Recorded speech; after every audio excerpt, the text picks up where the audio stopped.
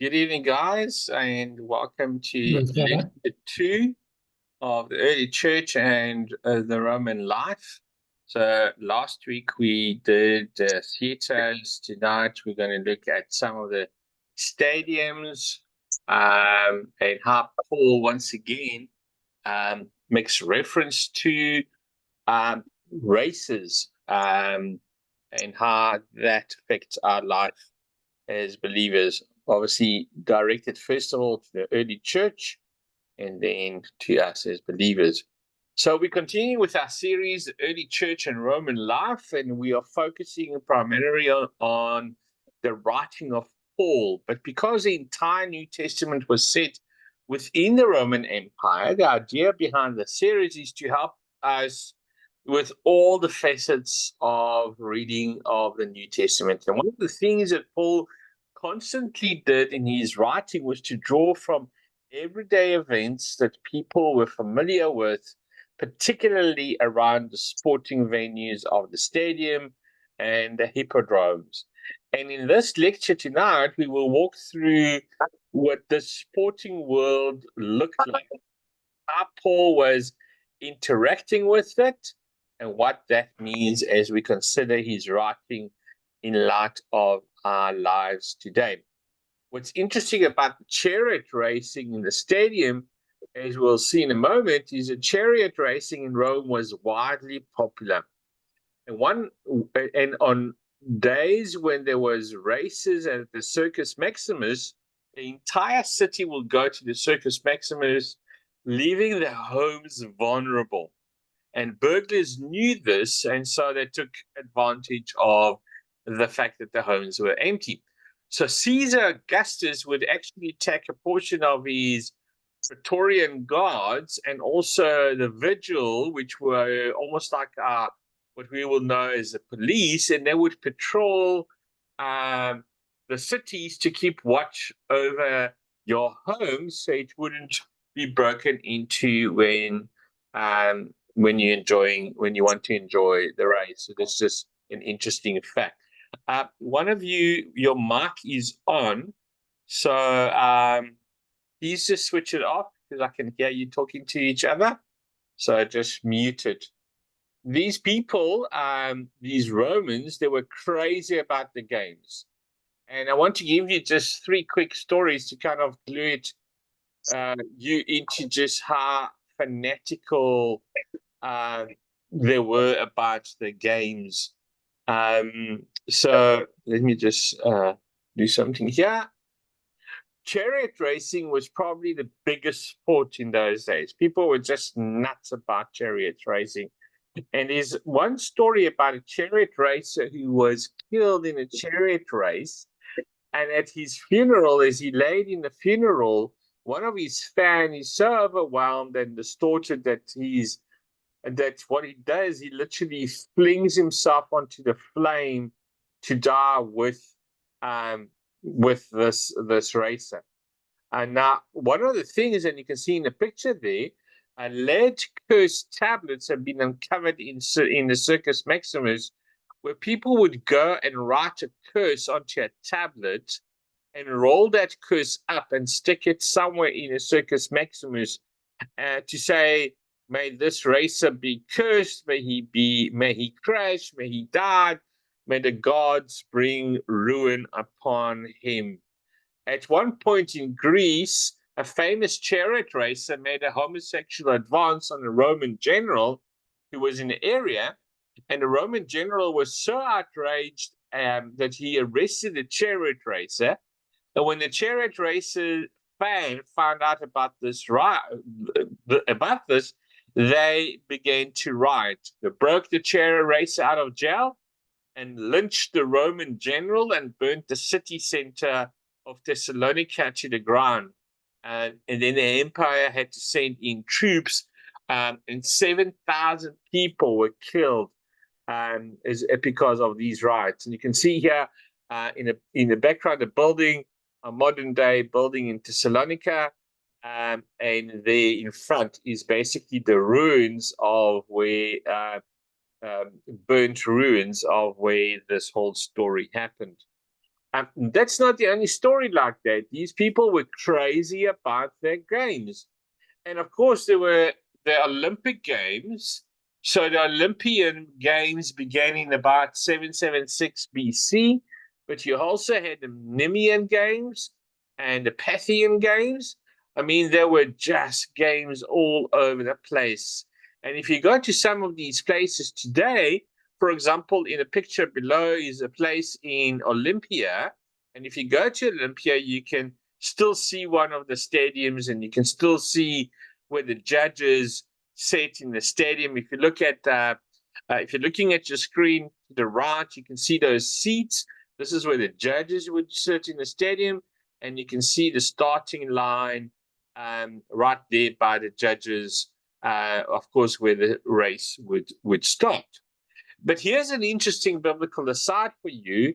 In 12 BC, Herod the Great, the Herod that we know, realized that the town of Olympia was having trouble funding the Olympic Games. And so Herod the Great, who is not short on cash, decided to be a benefactor, pays for the Olympic Games, and they voted him president of the Olympic Games for life.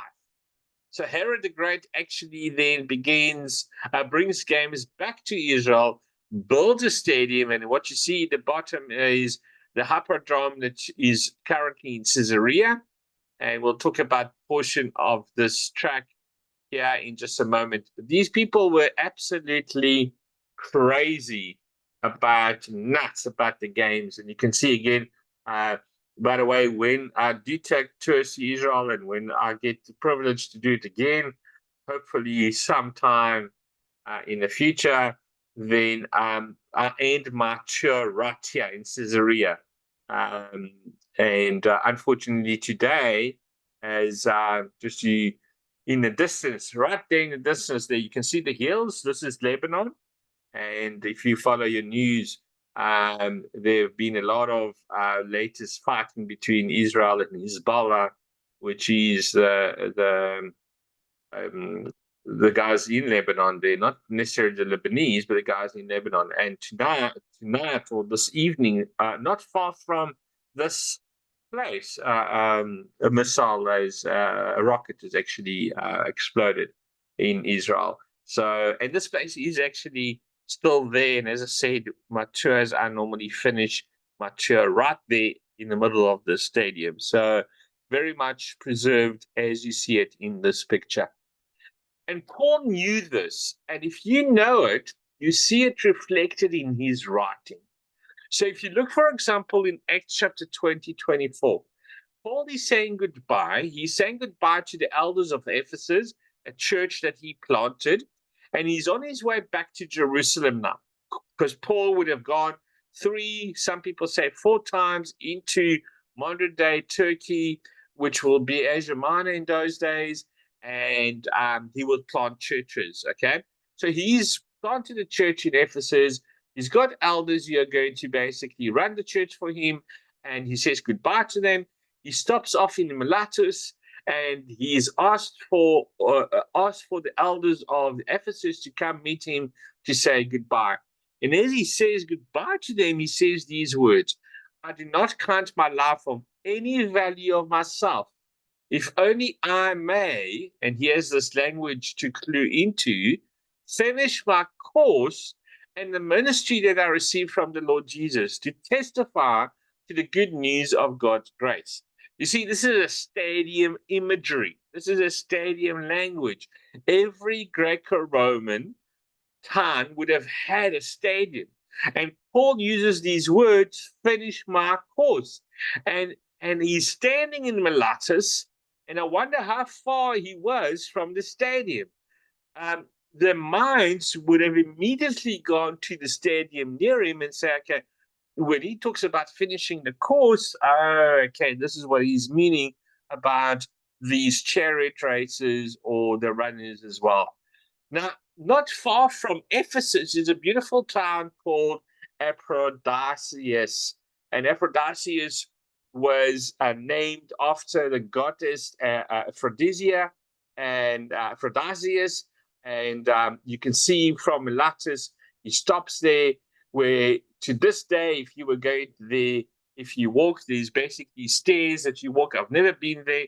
I've just watched videos and I've watched programs on that. But apparently, if you walk up the steps, you come over to the top, and all of a sudden, in front of you is the best preserved stadium of the ancient world. So if you thought the one in Caesarea, the Hippodrome in Caesarea, was well preserved, this is even more well preserved. And this is in Aphrodisias, in what is known today as modern day Turkey. And when Paul uses this language of running my course, you have just seen this course in front of you. The people, the audience know this. They probably have attended games and races there. Okay. And this is basically a picture of what it looks like from one end to the other. It seats about 30,000 people. It's about 3 rugby fields in length from one end to another.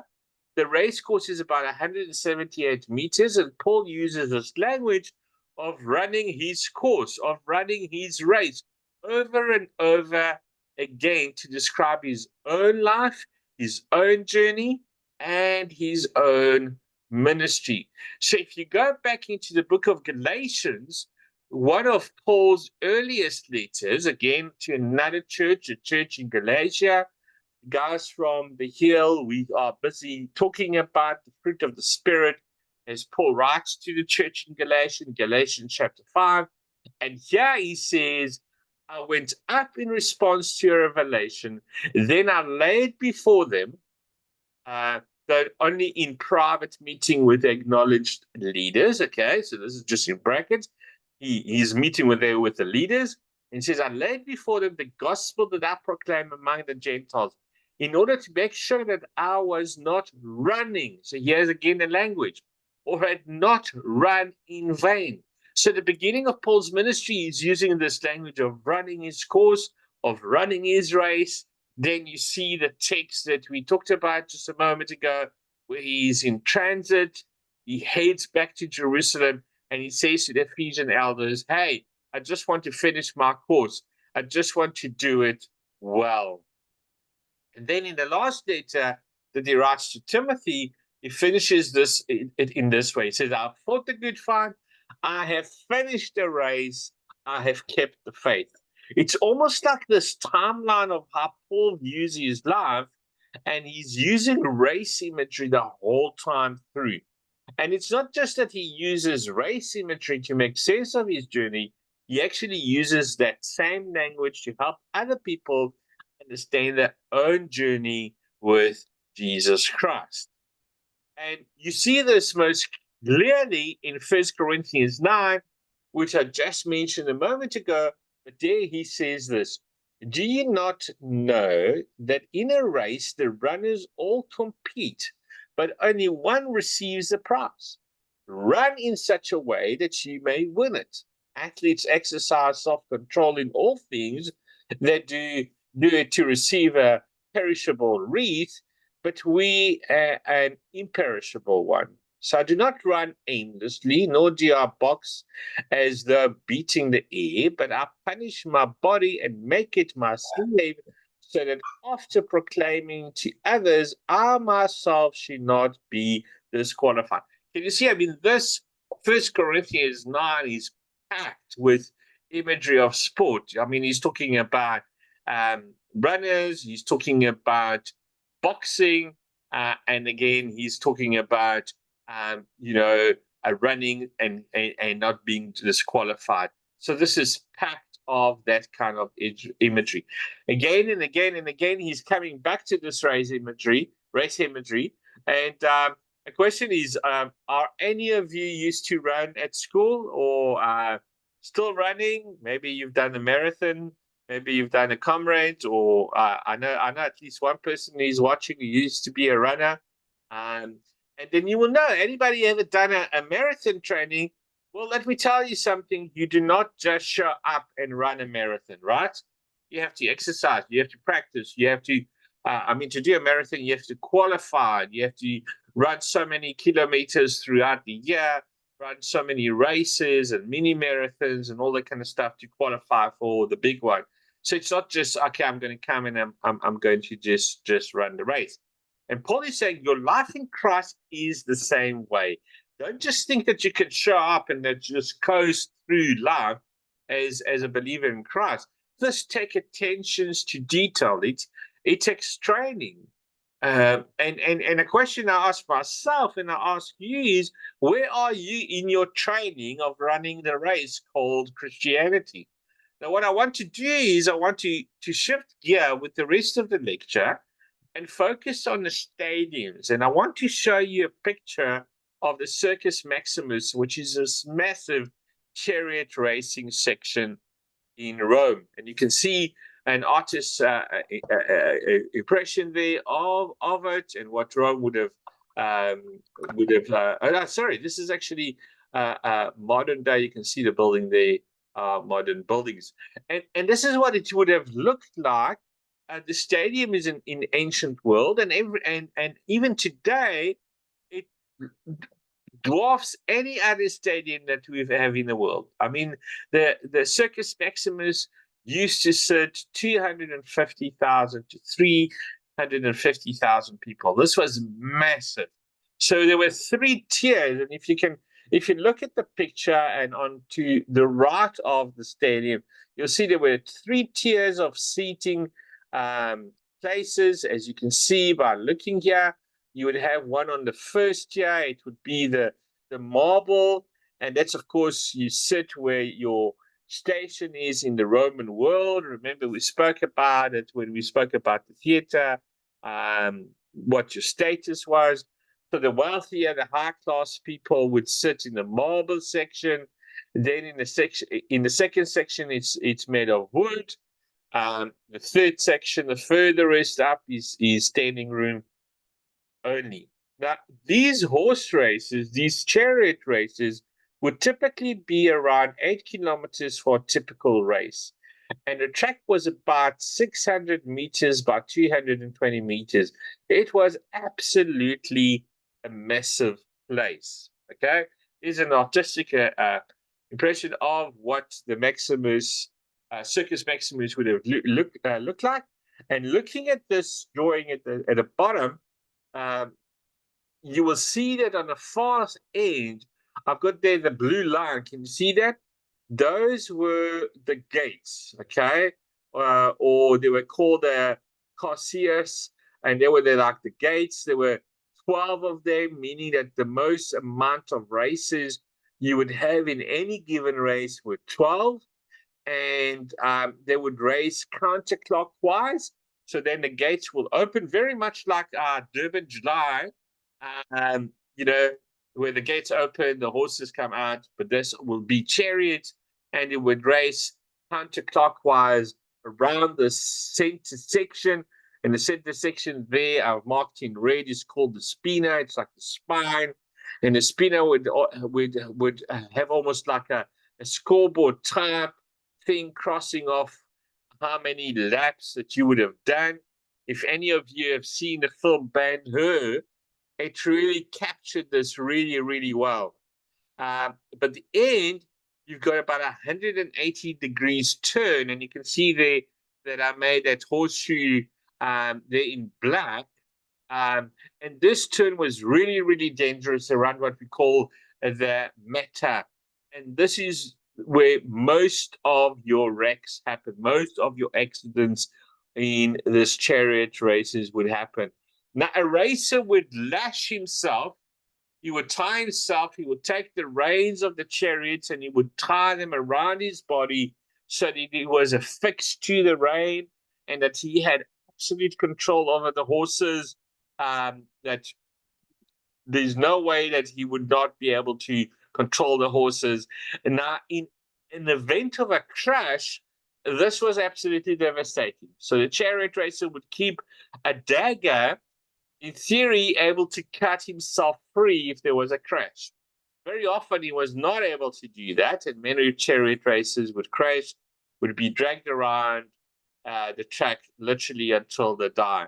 But the most of the crashes would take place around the meta, around this 180-degree horseshoe kind of turn, and they were called shipwrecks. Okay, and it would just be horses and chariots and races thrown all about the track, and there are other races that were still coming around, and you can just imagine they would start crashing onto that, or if the poor guy was able to survive, he didn't get out of the way of the next chariot, he would just be literally walked all over. Now, there were all kinds of different races. There were 2-horse races, there were 4-horse races, and the 4-horse races were by far the most popular.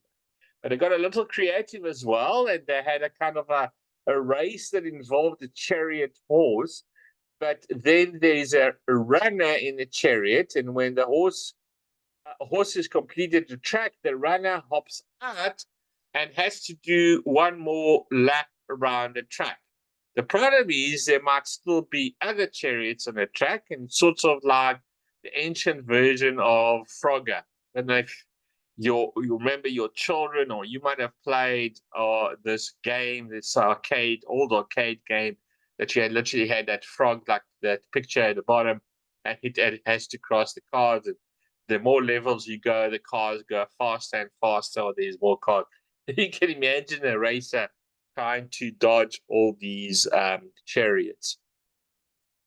Now, the fans were absolutely crazy, and there were 4 factions, 4 kinds of team of chariot racers, and they were presented by 4 different colors. There was a red faction, a blue faction, a green faction, and a white faction. And people who were fans in the same sense that we see fans today, they would wear the colors. They would sing songs, they would shoot down the other fans, cheering on the races. But very often in like a 12-horse race, the 4 factions would each have 3 races. So very much like what we do. When the Bokke plays, often we put on our green and gold and we support it. When there is rugby teams, the South African teams are playing against each other, whether you're a Blue Bull or a Shark supporter or whatever team, you would wear the color. So very similar to that. And from there, and from time to time, the team would conspire together with 2 of the chariots, or the 3 chariots team would say, all right, well, we're going to take you out.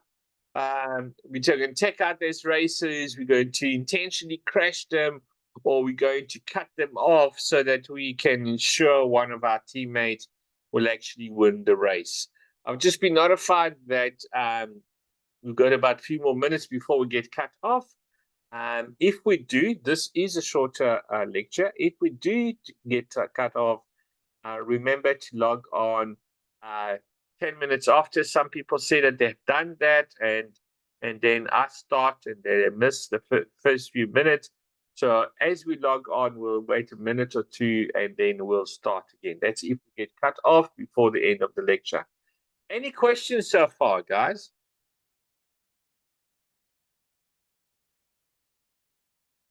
No, carry on. It's very interesting. Okay, so this idea of the contest requires everything of you, and it shows up in Philippians chapter 3, where Paul writes these words. He says, "Beloved, I do not consider that I have made it my own, but this one thing I do, forgetting what lies behind, and straining forward to what lies ahead. I press on towards the goal for the prize of the heavenly call of God in Christ Jesus." And what I want to draw your attention is this particular word, epiketinomai, which means to extend, to stretch myself upwards. And what Paul is envisaging is a chariot racer who has the reins bound and his body, and he's leaning forward, driving the horses on. So he's got full control. And if he stops, or if he leans back to look at where the other racers are in comparison, then what happens? The horse, by mistake, he pulls, he looks back, and naturally he will pull his body. The horse will pull up. And it's almost like what the text is saying, what Paul is trying to get across. He's saying, give Jesus your all. Don't get distracted by what's going on around you. Don't get pulled off course by wondering about that person over there. Don't get pulled off course comparing your race to that person, another person's race.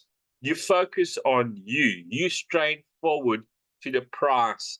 You focus on Jesus.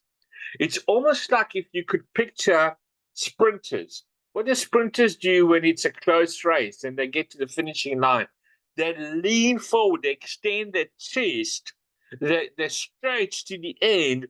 And we do this in our lives in all kinds of ways. If you've ever seen kids play video games, what do? They're on the edge of the seat, leaning forward to play as if they are literally in that game. When was the last time you were a part of a great conversation? What do you find your body is doing in a great conversation? You lean forward. What do you do when you are trying to hear something? You get still, you quiet yourself, and you direct all of your energy, all of your attention, and you lean forward with all of this ethnic imagery, whether it's the stadium or whether it's the chariot race. What Paul is saying is leave it all on the field. Give everything your all to this life of following Jesus so that you will not be disqualified. And so, guys, if we get cut out, don't worry about it. It's the end of the lecture. This is what we're going to be looking at next week. The Romans love the blood and gore of the gladiators and the beast hunt. And we will look at this. We will look at the Apostle Paul sees the imagery and the language of the gladiators and the best hunt to illustrate what the life fully healed to God looks like. And this fascinating teaching, I hope next week will spark your curiosity and challenge you to consider how you healed everything in your life to God, including your death. So, guys, that's the end of the lecture.